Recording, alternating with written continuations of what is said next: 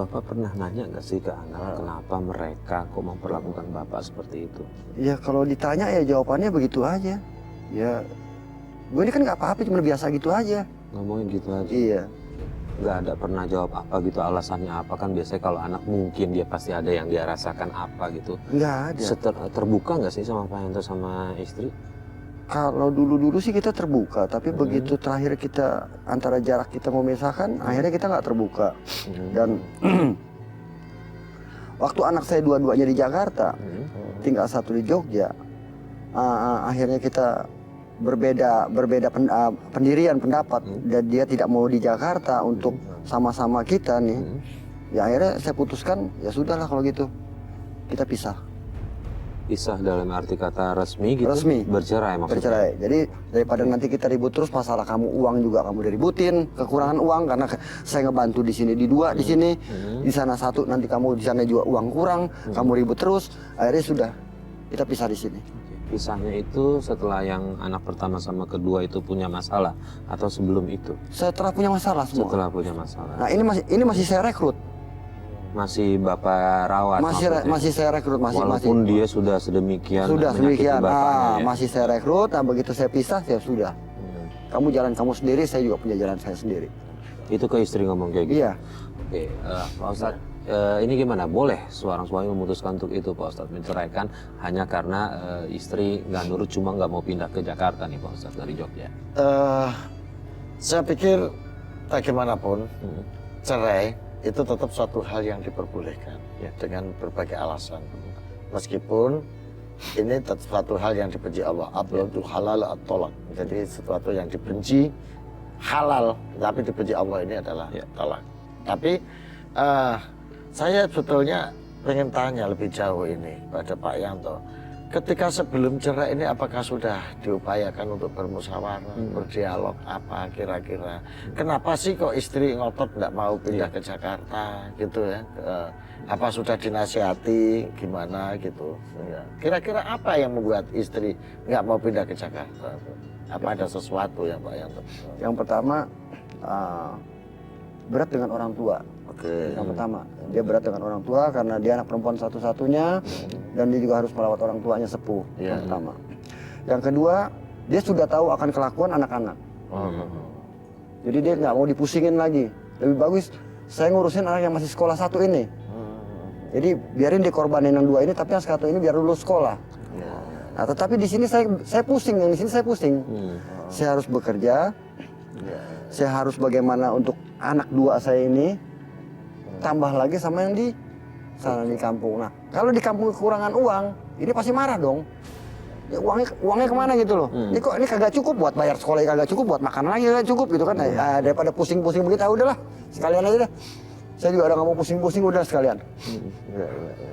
Oke, artinya memutuskan jalan seperti itu nih Pak Ustadz yang diambil sama Pak Yanto. Iya, sebetulnya saya nggak tahu ya, mestinya bisa dirunding namanya orang itu ya, bisa dirunding, bisa disaling pengertian.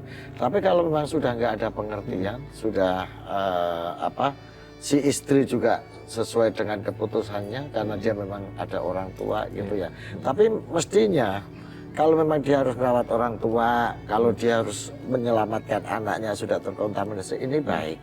Tetapi juga harus ngerti kondisi suaminya. Mestinya kalau ada uang kurang atau kiriman-kiriman atau kondisi yang dihadapi suami juga mestinya harus difahami, sehingga dimengerti, sehingga dia tidak menjadi beban yang lain bagi suami. Karena orang suami istri itu kan sudah seperti dua jiwa yang terikat menjadi satu. Satu terbebani, yang lain harus merasakan. Nah, mungkin ketika Pak Yanto merasa bahwa siswa istri ini juga akhirnya menjadi beban juga, kok nggak mengerti. Mestinya kan ini beban ini harus dibagi, gitu. Jangan dibebankan Pak Yanto. Ini yang mungkin Pak Yanto merasa menjadi berat sehingga menceraikan ini. Kalau itu menjadi yang baik, ya sudah, ini sudah menjadi keputusan. Ya, kalau saya melihatnya menurut hemat saya sih ini nggak terlalu besar mungkin, tapi tidak sebesar yang kasus-kasus sebelumnya, misalnya perselingkuhan atau bermaksiat. Karena di sini juga punya tanggung jawab orang. Ini cuma pengertian aja. Oke, ini keputusan sudah diambil sama Pak Yanto ya, artinya Pak Yanto udah bisa ambil resiko itu. Nah, saya mau tanya nih Pak Yanto, kemudian setelah itu menikah lagi atau tetap sendirian? Alhamdulillah, saya sudah nikah lagi. Sudah menikah lagi. Istri yang di Jogja tahu, mantan istri Bapak? Tahu. Tahu. Oke, Anak-anak juga tahu, Pak. Tahu. semua. Nah, reaksi mereka gimana nih Pak? Anak-anak sih yang dua ini yang di Jakarta? di Jakarta ini yang perempuannya sekarang udah nggak suka lagi. Awal mulanya masih suka sama istri saya yang ini, masih suka. Tapi sekarang sudah tidak suka lagi. Sudah 2 tahun ini mereka sudah tidak ada hubungan lagi dengan saya. Semenjak mereka dia bilang, lu udah bukan bapak gue lagi. Oh, oke. Berarti dia sudah pergi dari rumah bapak yang di Jakarta ini. Jadi udah nggak ada lagi. Udah nggak ada. Udah nggak tahu. Saya juga nggak tahu dia kemana. Yang jelas dia sudah tidak mau mengakui saya sebagai orang tua lagi. Nah, kalau anak sudah memutuskan seperti itu, Pak Ustadz, Masya Allah, bagaimana ini Pak Ustadz? Ini naudzubillah Mas Farid. Iya. Karena anak ini tetap punya kewajiban untuk hormat taat pada orang tua. Kecuali dia diperintah untuk sesuatu yang mungkar, kecuali dia diperintah untuk sesuatu kemusyrikan. Itu. Tapi anak ini Masya Allah, bagaimanapun orang tua ini tetap, sebetulnya Pak Yanto ini kan tetap berusaha untuk ngajak, untuk bangun, untuk kembali pada anak-anaknya.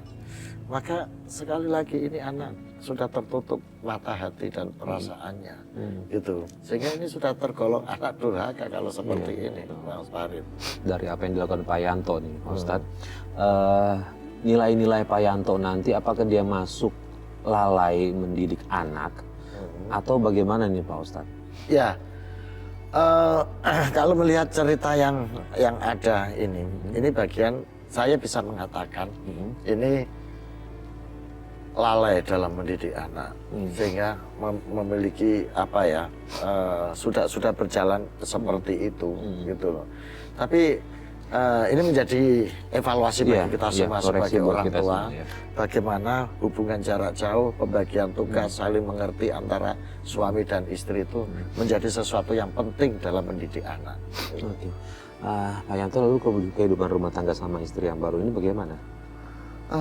Alhamdulillah sih, ya kita biasa-biasa aja. Kebetulan istri saya juga ada kok di sini. Oh, ada di sini. Ada. Saya boleh undang istri Pak Yanto? Boleh. Salah. Ibu Ari, Ibu Ranti. Ibu Ranti. Terima kasih Ibu Ranti sudah mau bergabung sama kita di Tawakal. Ibu Ranti, saya mau tanya, Ibu Ranti sebelum menikahi Pak Yanto sudah tahu latar belakang Pak Yanto seperti apa? Alhamdulillah kita waktu saling itu sudah terbuka saling. Sudah tahu, artinya kondisi Pak Yanto yang anaknya 3, 2 bahkan mohon maaf kalau tadi kita bahas sih sepertinya sudah segitu menyakitkan ya buat Pak Yanto. Ibu Yanti terus masih mau menerima? Iya, karena saya sayang sama dia. Oke. Dan saya sudah menerima dia apa adanya. Saya udah mengerti keadaan dia seperti apa, anak-anaknya seperti apa. Nah, Ibu Ranti sendiri setelah udah membina rumah tangga dengan Pak Yanto sudah memiliki anak? Sudah 2. Sudah 2. Anak-anak sehat semua? Alhamdulillah sehat. Yang paling tua kelas berapa? Oh, sudah pada kerja semua. Sudah pada kerja. Iya. Alhamdulillah. Oke. Tapi itu dari Pak Yanto atau bawaan dari Ibu Ranti sendiri? Ya, syukur alhamdulillah. Anak-anak terima Pak Yanto? Alhamdulillah mereka terima. Alhamdulillah. Pak Ustadz, ini Pak Yanto sepertinya mendapatkan kehidupan baru nih Pak Ustadz, Ibu Ranti. Tapi bagaimana setelah menikah ini kehidupan ibu dengan Pak Yanto? Apakah ya mudah-mudahan baik-baik saja sih, saya pengen dengar cerita itu, tapi bagaimana? Ya namanya kita berumah tangga ya Pak ya, pasti ada selisihnya. Yang paling saya sedih sekali dulu-dulu tuh Pak Yanto masih suka merasa ngebedain saya gitu, nyamain saya sama mantan istrinya. Kalau ribut selalu begitu, kamu nggak seperti ini, kamu nggak seperti ini. Dan saya selalu bilang, semua orang nggak ada yang sama. Inilah saya. Yang sana jangan disamain sama saya. Tapi waktu itu panjang sekali, Pak Yanto harus nerima saya tuh panjang sekali gitu loh. Dan lama-lama akhirnya Pak Yanto dapat menerima saya. Artinya Pak Yanto di situ gampang marah gitu. Iya. Oke, Pak Ustadz, ini Pak Yanto ketika marah dia selalu membandingkan istrinya yang barunya ini dengan mantan istrinya nih. Iya. Etis atau tidak nih Pak Ustadz dalam sisi agama? Mohon maaf Pak Yanto, sebetulnya itu sikap yang tidak etis. Karena bagaimanapun Pak Yanto sudah memulai hidup baru. Pak Yanto juga harus bisa menerima keadaan istri apa adanya. Dan tidak baik membanding-bandingkan yang lama dengan yang baru. Sudahlah, yang lama sudah tutup buku, yang baru dihadapi, yang baik dihadapi apa adanya. Sebaiknya seperti itu. Pak Yanto kan tidak ingin mengulang peristiwa yang lama terulang lagi. Tidak ingin hal-hal buruk masa lalu tetap menghantui Pak Yanto. Nah, makanya Pak Yanto mestinya tidak usah mengenang peristiwa-peristiwa buruk di masa lalu. Mulai menghadapi kenyataan yang ada ini apa adanya. Dicari baiknya, dicari enaknya. Supaya kejadian-kejadian masa lalu yang traumatik dan pahit itu tidak terulang lagi. Bersyukur Pak Yanto bisa ketemu Ibu Ranti yang sudah bersedia menerima Pak Yanto apa adanya. Ini tolong dijaga. Jangan sampai terulang kembali peristiwa yang sudah lalu-lalu itu yang ternyata itu sangat pahit bagi Pak Yanto. Karena Pak Yanto kedepannya kan ingin membangun keluarga bahagia, keluarga yang sakinah, mawaddah, warahmah. Tidak usah terhantui bayang-bayang buruk masa lalu, tapi mencobalah untuk mengambil sisi positif dari yang sudah. Ya, Pak Ustadz, kira-kira amalan dan apa yang harus dilakukan Pak Yanto nih biar dia tetap istiqomah, tetap menjaga rumah tangganya yang baru ini sakinah mawaddah warahmah nih Pak Ustadz. Ya, begini, satu, saling pengertian ujungnya, saling pengertian secara fisik ya Pak Yanto ya. Yang kedua sering komunikasi, karena saling pengertian itu terbentuk kalau kita sering berkomunikasi. Ikhtiar batiniyahnya. Tolonglah Pak Yanto doa itu. Doa yang diucapkan para wali-wali ketika menjaga keluarganya, anak keturunannya supaya menjadi orang baik. Rabbana min ladunka rahmah wa hayyi' lana min amrina rasyada. Itu dibaca supaya anak-anak Pak Yanto, keturunan Pak Yanto, anak-anak ibu, keturunan ibu menjadi keluarga yang tetap utuh, keluarga yang tetap baik. Itu satu. Yang kedua, upayakan menjaga, membangun kekuatan spiritual bareng-bareng. Malam-malam istri diajak bangun, berzikir, doain anak-anak bareng. Ibu, ayo kita doakan anak-anak kita bangun tengah malam berzikir. Tadi itu Pak Yanto, kalau perlu dipuasain anak-anak, didoain.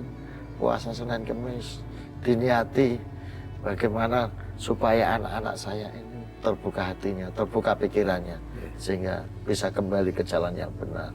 Mohon ampun, mohon maaf, sehingga kerukunan keluarga menjadi tercipta kembali. Amin ya rabbal Baik, Pak Ustadz Zastro, terima kasih atas semua nasihatnya dan juga buat Pak Yanto serta Ibu Ranti. Mudah-mudahan kedepannya hubungan suami istrinya, keluarganya dibina dengan baik. Amin. Khusus untuk Pak Yanto, saya sih berharap walaupun anak sudah memutuskan hubungan anak dengan Bapak, tapi betul apa yang dikatakan Pak Ustadz Zastro, coba terus didoakan. Tetap didoakan Pak, tetap didoakan. Ya, intinya pernah ada kisah batu ketika kena tetesan air aja sekeras apapun dia akan lobang itu, berlubang akan hancur. Bismillah, mudah-mudahan dengan kekuatan Dan doa sikapnya dengan Bu Ranti tolong dijaga, karena Bapak sudah bangun keluarga yang kedua ini, jangan sampai terunggai lagi. Dan syukur alhamdulillah dapat Ibu Ranti yang baik seperti ini Pak Ustadz ya, dengan keluarganya. Baik, terima kasih Pak Yanto dan Ibu Ranti sudah hadir di Tawakal. Mudah-mudahan ini menjadi pelajaran yang bisa diambil dari pemirsa di rumah mengenai kasus yang menimpa Pak Yanto. Dan pemirsa, akhirnya sampai di sini Tawakal. Saya Farid Hasan undur diri. Wabillahi taufiq wal hidayah. Wassalamualaikum warahmatullahi wabarakatuh. Waalaikumsalam. alamin.